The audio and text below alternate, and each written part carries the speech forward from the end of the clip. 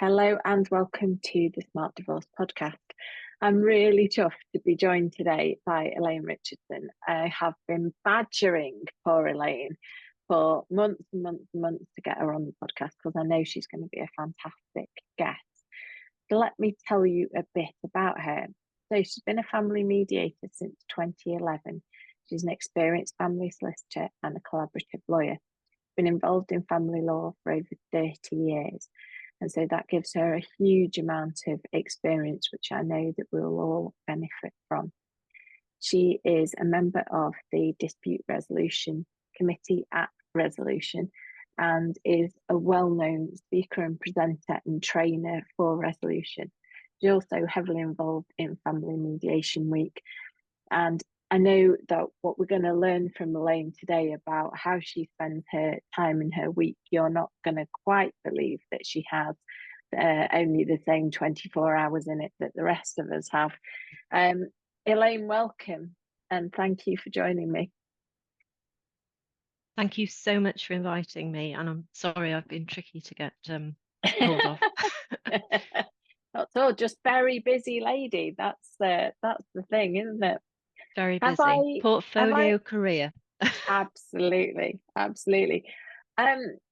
There's one thing that I've missed out of your long list of advocates that you have in your portfolio, and I think that's the latest addition to your list, which is as a trauma informed. Now I don't remember what the end bit of it is. Can you tell us a bit more about that?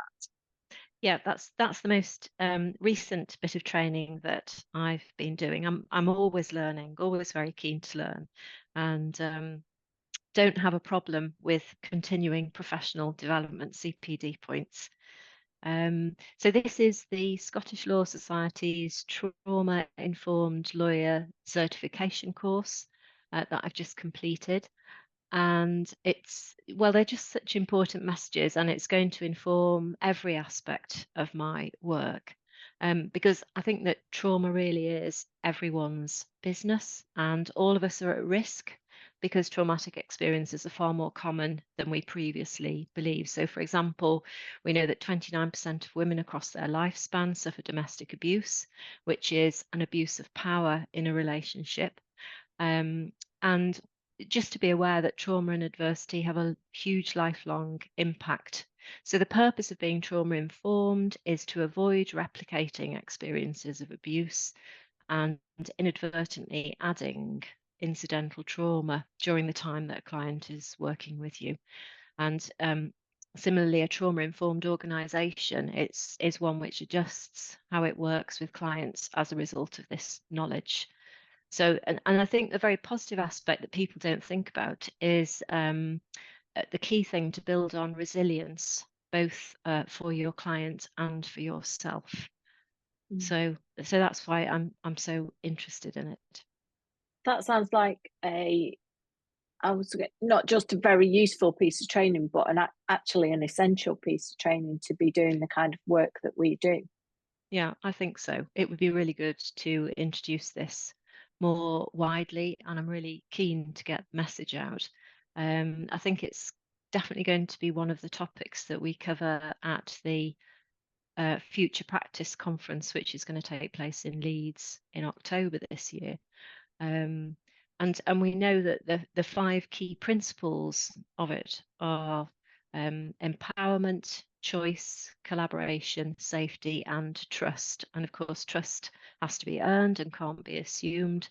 And again, just by using these basic principles with everyone by default and treating new relationships, both personal and work related, upon the assumption that they have experienced trauma, I think is really helpful. You can't go wrong with that.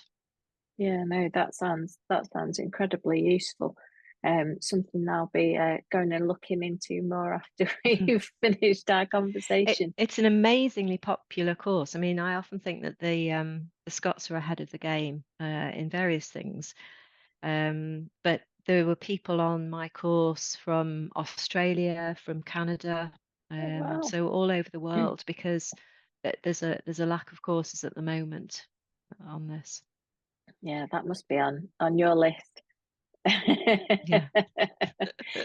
So I guess let's rewind a little bit.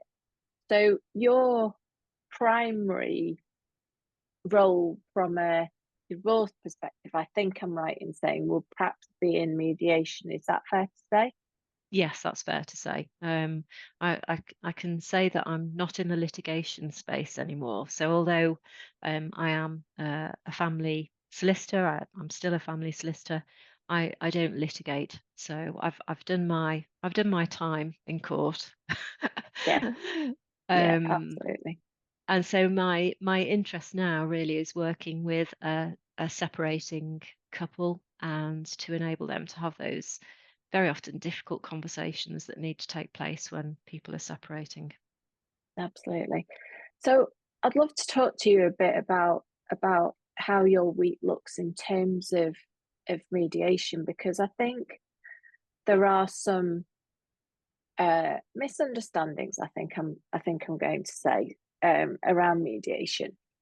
So, and this has even come up in the last 2 days in the work that I do with clients.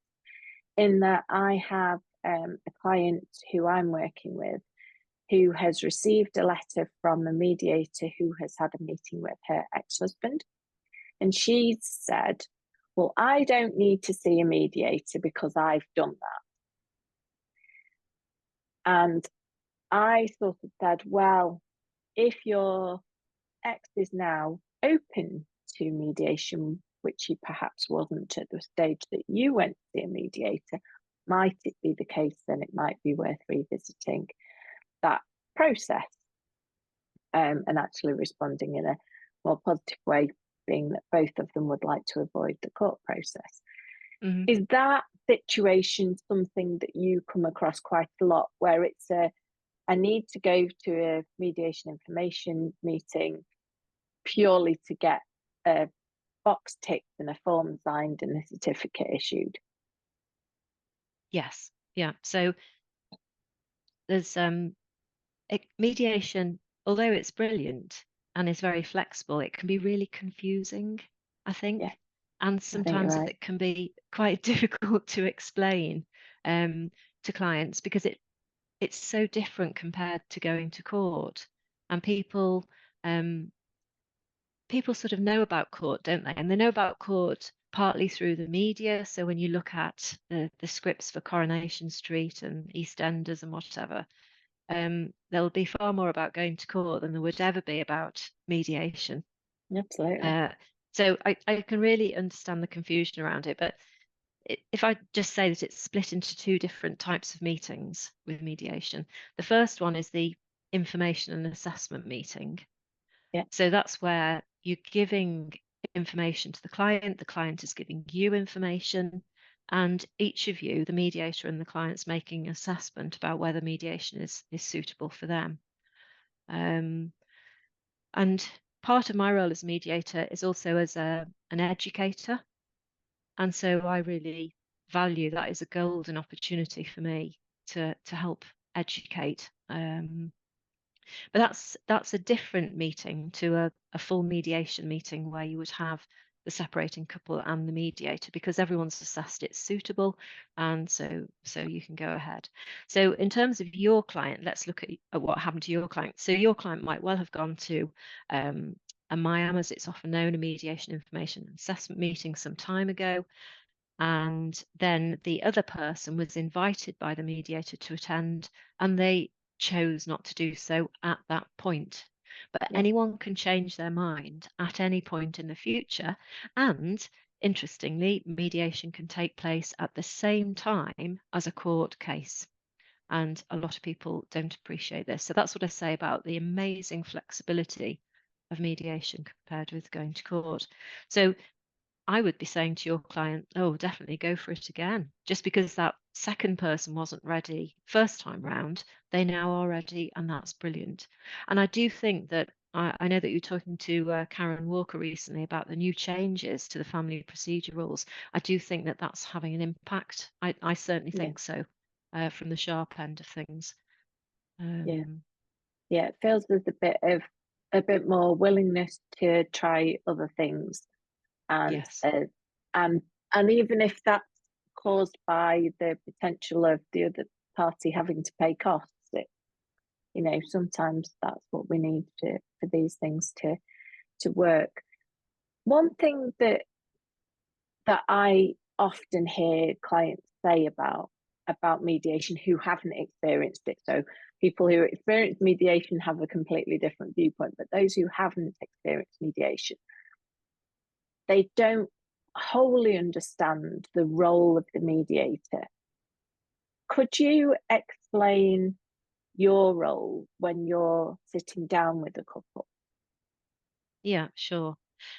So my role is to act in a neutral capacity to assist them with their problem solving.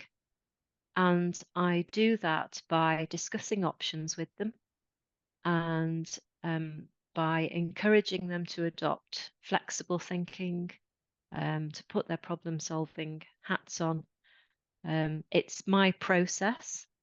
So I'm in charge of all the administration of it, if you like, but I set the meetings, I send out the Zoom invitations. So I'm in charge of the process and they're in charge of the decision making. And I think that's an important difference to highlight, because lots of people think that because I'm a lawyer in some way, I'm going to be giving people individual legal advice, which I don't. That I'm somehow going to be making the decisions for them, which I never do, and no mediator would ever do that. I don't put them under any sort of pressure. So there's no pressure in terms of time or in terms of outcome, nothing like that at all. In fact, people are under their own pressures. So Yeah, if I give you an example, because very often it's interesting, isn't it, to talk about examples of clients. yeah, So I've got a separating couple at the moment, and the completion on the sale of their family home is due to take place next month. They still haven't really even properly started to agree the overall financial settlement. So they have their own yeah, time pressures. It's nothing that I'm not putting them under any pressure from my perspective, but they still have their own pressures. yeah, And there's a sweet spot as well between people going too fast and going too slow. It's very interesting, this idea of somebody perhaps deliberately dragging their feet, which scuppers the process, and then also somebody trying to rush through things. Um, there's a sweet spot in the middle. So my job is again partly to do with pacing, to make sure the slowest are brought up to speed and the fastest are reined back a bit. yeah, absolutely.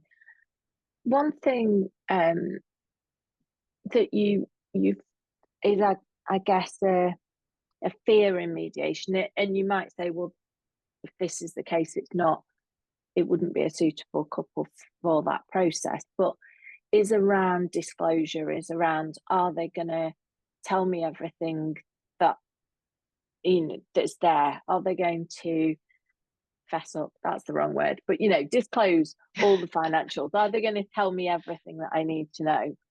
Because Yeah, even sometimes in the most what have been relatively trusting marriages, there is still a level of distrust after separation because of other things that are going on. So it's not necessarily, I think, he's always been hiding money, but actually there's a distrust there because of the relationship breakdown, and therefore there then becomes a distrust in lots of other areas. How do you deal with that in mediation? I think you've picked up on a really important point, and I think we can assume that the trust is gone. Yeah, It would be very unusual for a separating couple to come, and in fact, those are the people that we don't see. because they've Those done it people themselves. because they've done it themselves. So why would they need to see us? So working on the basis that there is no trust and that you're having to build that back up. That's always the basis on which I proceed. But in terms of disclosure, that's an interesting one. I personally, in my practice, use For Me on a voluntary basis, and I think a lot of other mediators do that. Loads of solicitors do that. That can be a bit confusing as well for a client, So what? You're using a court form? Yeah, So to try and explain to them, I'm using a court form, but in a really nice way. Yeah. I think to start off with in terms of disclosure. And I'm really fond of, there's a wonderful Advice Now video that's on their website of a woman filling in a for me. I think that's very useful. I I love wasn't aware of that. We'll yeah, I pop that direct in the people show to that. notes. Yeah, Yeah, yeah. we'll put it in the show notes. Yeah, My only word of caution is that she's completing it for court, of course, whereas when you're of completing course. it on a voluntary basis, you do it slightly differently. So you Yes. don't, for example, fill in section 5 at the back because that's all to Yeah. do with court orders. But anyway, so in terms of I use Form E, but I also am very keen on disclosure, and I have a separate handout about it where I sort of read the Riot Act in a way. And so it's so vitally important that you do it. And really, don't imagine you can wriggle out of it, because whichever process you use, you will have to give full and frank disclosure. And the risk you run is that a consent order could be overturned. And as a litigator, as a lawyer, I have been involved in cases like that, and they're extremely unpleasant and very expensive. So it's just not worth it. Yeah, absolutely. No, that's spot on. So in terms of mediation, we've heard a bit about how it is for you in mediation, but what I'd love to know is what happens either side. So what happens when the clients aren't in front of you? So I guess let's start first with what preparation do you need to do other than kind of arranging the time and sending the Zoom links? What preparation is there both practically for arranging for the meeting, but also perhaps something that you do personally? I know that certain people have a good shake or have a certain routine to get themselves in the mindset for the meeting. Okay. I'm a great believer in breathing exercises, and I do sometimes share that with clients. I think they might think I'm slightly bonkers, but I am. I just think that when all else fails, breathing exercises work. Yeah, And very interestingly, I think you can often have a look at the way your client is breathing. So I know if somebody becomes really upset and they start taking those shallow breaths, from the top of their chest, that you yeah. need to get them to try and slow that down and take deeper belly breaths. But that, of course, applies to me as well. So a great proponent of breathing. And in order to get rid of the stress that my job sometimes causes me, I run. So I might just finish a session and run out to the front door. After the client. Yes. So, but in terms of preparation, so if we were talking about the prep outside the meetings, starting from the get-go, so somebody will make an inquiry, and that will often come as the result of a referral from a solicitor or other family justice professional, or they might have found me directly on the internet. So I then send out, basically it's all the information. I just send it as a handout and just encourage them to get back in touch with me. When they do so, I then make an appointment for a mediation information and assessment meeting so that we can have a chat.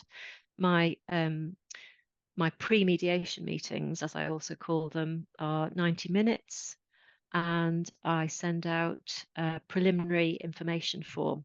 So I really, really like the clients to complete that, because I always tailor make each process to suit the client, and it helps me so much to know in advance what their situation is. And it doesn't have to be, it's not a long-winded essay or anything on what's happened to them. It's just some key points that I need. So that really helps.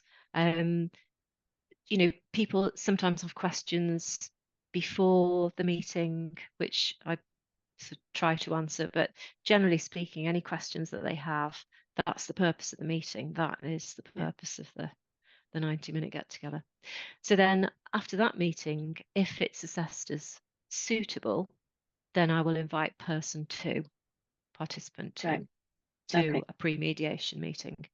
If it's not suitable for whatever reason, and this may be because of domestic abuse concerns, Yeah. then I have the discretion either to invite or not invite person two, Sure. under my professional guidance. But I'm very, very much aware of that. Obviously, that's one of the main purposes of a pre-mediation meeting is to be aware and be alert to domestic abuse issues. So then invite person two, and that often can be a bit tricky if it's coming out of the blue. It's like a bit of cold sales technique, but I'm quite good at converting the second person. And so then I would have a meeting with them, and then I have to make the arrangements for a mediation meeting that's suitable. So that means that both people have to sign my agreement to mediate, which is my sort of contract beforehand, and then we set up a suitable meeting. I always start my mediation meetings with people sitting in separate breakout rooms as a matter of course, because even if they've told me that they're happy to sit together, I need to find out how they're feeling in that moment on that day. And so then if they decide that they want to sit together in a virtual room, that's a decision that they both have to make, and they both have to be in agreement. So then after the meeting, I will do a brief summary, and I do make the point that it's not a verbatim summary of the meeting. And I really concentrate on the proposals that people have made to each other. So they might be acceptable proposals, they might be unacceptable proposals, there might be counter proposals, and very often it may be that proposals have been made, but no conclusion has been reached, and we need to pick it up again in the next mediation meeting. Yeah. Okay. So everything you've just said sounds like all of your mediations are done online. Is that the case? Yes, Okay. that's right. Yes. Right. Because they're not all mediators do online mediations, from what I understand. Is that the case? Yeah. So when I first started as a mediator, it was almost frowned upon to do it. Yeah. And then the pandemic struck. And then the whole mediation community had to change their thinking about it and actually realize that it had some huge, huge benefits. So Yeah. I think the furthest I've done so far in terms of mediation is China. Oh, I've had an inquiry just in the last few days from New Zealand because I've been having to work out in my head the 11-hour time difference. Obviously, the United States, all over Europe. So it makes a huge difference to be able to do it online. And it's just so convenient for everybody, and it doesn't add in an extra layer of cost and time. But some people contact me and they want to do it in person, and that's fine. I'm just not the mediator for them. But there's plenty of other mediators out there. Yeah, absolutely. Do you ever, so very occasionally I deal with couples rather than one or other of the spouses, and I've a few times had them sitting together in the same, where they're together in the same room and I'm having the meeting virtually with them. Yes. Do you ever have that? I've had that. And how do you deal with that? Yeah. Because that scuppers your idea of putting them in a virtual separate Yes. rooms, doesn't it? I mean, very fortunately, when it's happened. And I'm having met them and assessed them and met them a few times, I'm quite content that they are sitting together. I'm not concerned. There are no abuse issues that I am aware of, obviously. But, some people have been known to, because I also mediate with people sitting in vehicles. I do quite a lot of I've done that. white vans. Yeah. And of course, my IT department reliably that tell me that the best way of doing an online meeting is probably on your mobile phone rather than a laptop computer, because the mobile phone is more up to date in terms of the camera and the speakers. Right. So yeah, that's interesting, because sometimes if I get a bad connection, I'll say, can you change over to your phone? And it always improves things. That's interesting to know, isn't it? That is good. I will bear that one in mind, because that happens all the time. So in addition to mediation, you also provide supervision for family lawyers and for mediators. Can you explain a bit about what supervision means to those of us who don't have to have that as part of our working life? Well, I think you're missing out if you don't have supervision. So I, of course, have supervision. I have a professional practice consultant, a PPC, and in turn, I'm a PPC to others. So under our professional guidance, as a mediator, you have to have a minimum of 4 hours professional supervision a year, and that's if you're accredited. So if I just go back a step and explain that when the training to be a mediator, you do the foundation course, which is lengthy. And after you finish the course and you've successfully completed it, you're able to mediate. But at that stage, you then start working towards your portfolio. Right. And your portfolio is case studies that you have done as a mediator. And so that might take 2 or 3 years, possibly Oh, wow. even slightly longer. Yep. So at that point, you're a mediator, but you're not fully accredited. And Yeah. so you become fully accredited once your portfolio has been submitted and you've passed that. So I'm an accredited mediator, and that means that I can sign court forms, whereas Right. the people who are not accredited yet, they can't sign court forms. So the, the people who I supervise, I have a mixture of mediators who are accredited and mediators who are not yet accredited, but they're working towards accreditation. So that's the supervision, and that's how much is required. Most people who I supervise, they go above and beyond the 4 hours. Yeah. And for the people who are working towards accreditation, they have to have additional time with me. So, for example, one of the things that they do is after their training course, there's a post-training review that I have with them, because this may be the first time that I've met that mediator, and we have a couple of hours of chat and conversation about the direction of travel and what's happened so far. So that's all very handy. And I work with the most lovely people. It's one of the most glorious parts of my job, actually, is working with those people who I supervise. And then with a slightly different hat on, I also supervise family lawyers. So that's not an obligatory thing. It's a voluntary thing, and it's definitely, really taking off. I think particularly with the younger lawyers, who just think that it's such a good idea and have really adopted it wholeheartedly.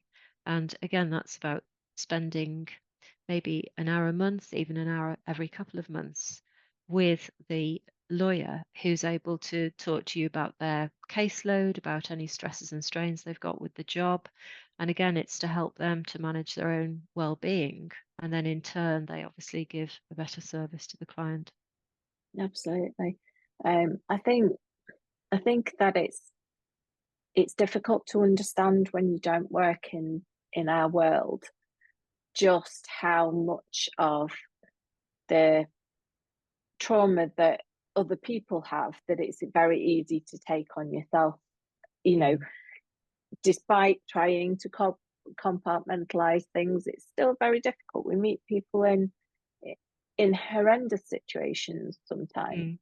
who, you mentioned domestic abuse before, and I know that's one of the things that's very close to your heart, very important to you, to make sure that people who've been in domestic abuse situations are properly looked after. But just speaking to people on a regular basis who've been subject to those things can be traumatic for the professional as well. And it is really important to have that space where you can download and talk it through, if nothing else, isn't it? Yeah, definitely. And we're designed as human beings to soak up emotions, and we're particularly good at soaking up negative emotions, because it's Absolutely. all to do with our sort of reptilian brain looking out for signs of danger and protecting ourselves. So that's why we do it from an evolutionary perspective. but that's where it makes us quite vulnerable as family law professionals because of the trauma that we're witnessing Yeah, on a daily basis. yeah, absolutely. It should be supervision should be something that's required for all professionals who are working in this space, I think. But Yeah, well, I uh, believe so, but you're preaching to the converted there, Tamsin. I know. Um, and as a voluntary role, you also are very heavily involved in Resolution, which is the community for family justice professionals. Um, can you tell us a bit about your work with Resolution? Oh yes, well, I'm very heavily involved with Resolution. In fact, I joined Resolution as a trainee many moons ago now. And then in my time, I've chaired a couple of local branches because there's a national committee and national committees for various different subjects, but there are also regional branches. So I chaired a couple of branches, and um, I'm now on the National Dispute Resolution Committee. And of course, that's sort of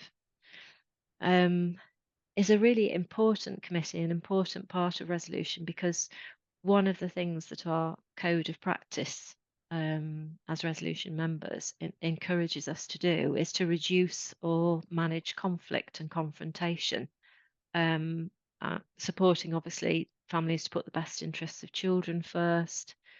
And so that's where the dispute, the non-court dispute resolution area of my practice that's so dear to my heart. That's how it fits in with resolution membership. Absolutely. And you do quite a lot of training for Resolution as well as speaking at events and being part of the DR committee as well, don't you? Yes, so I'm also a trainer for resolution. So my specialist areas at the moment are domestic abuse, safeguarding, and high conflict. Which are Wow. very interesting areas. So outside of doing client work, I might be writing workshop proposals, I might be writing slides for presentations. So there's quite a lot of work involved in doing that.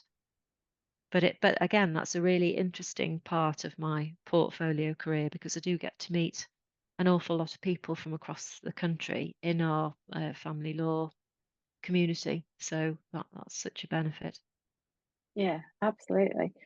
I'm interested in what got you involved in the training side of things from being a mediator. Was it something that you'd always done, or is it a more recent addition to the portfolio? It's more recent.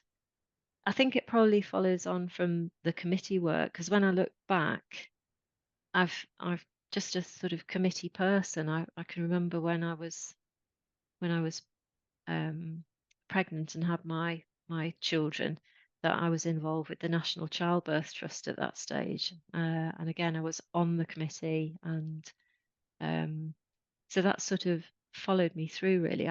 I just enjoy it. Again, it's about the people, it's about getting things done, it's about new ideas. And so that the training really follows on from that. And it's what I was saying before about part of your role as a mediator is to be an educator. And so again, it really fits in with that. And I'm so, as you've said, devoted to um, educating people about domestic abuse and safeguarding and being able to protect their clients. You know, it's such an important thing to do. Again, it's one of those essential items that we talked about of being a family lawyer because we will see domestic abuse as a matter of course in our jobs.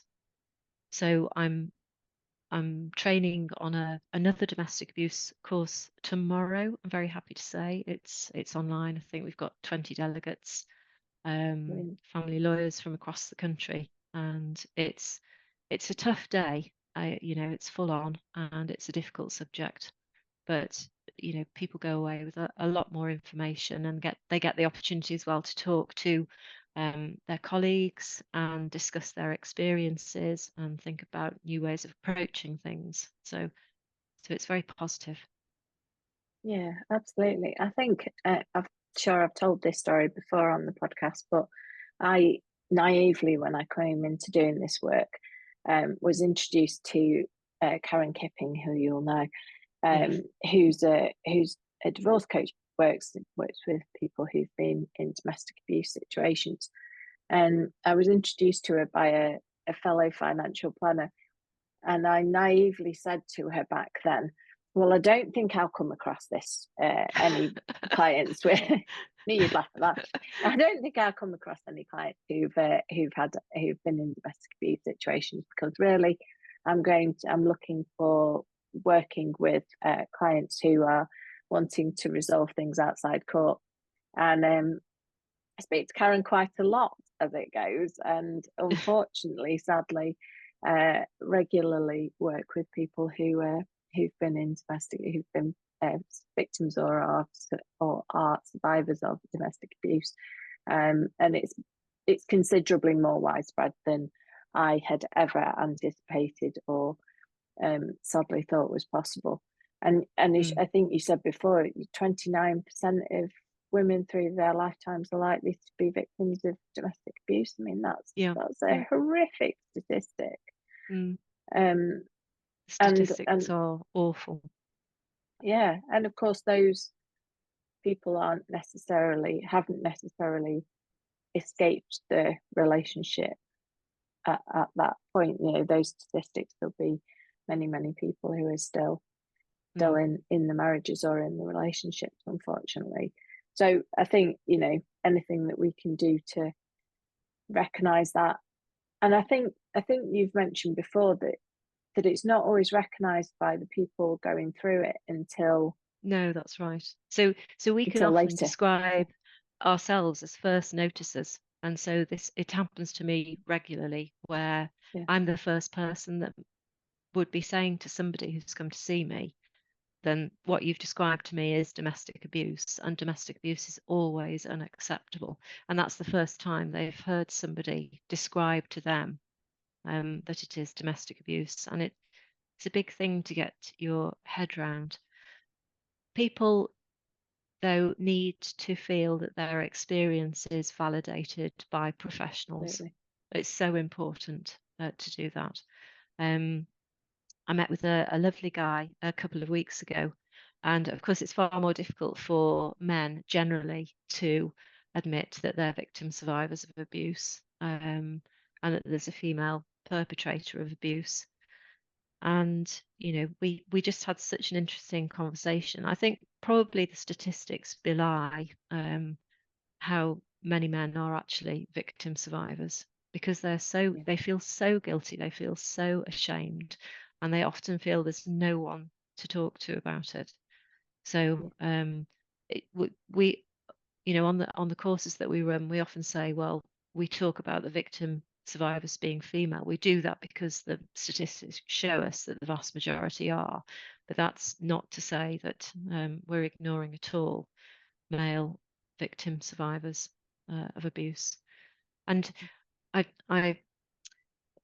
suppose I'm so deeply interested in this subject, and I learn so much about it all the time. And I'm sure that Karen Kipping would agree with me that one of the leading experts is a Professor Jane Monckton Smith, who I follow avidly. In fact, I've just done one of her webinars, and I'm about to do some more on a course that I've signed up to with her.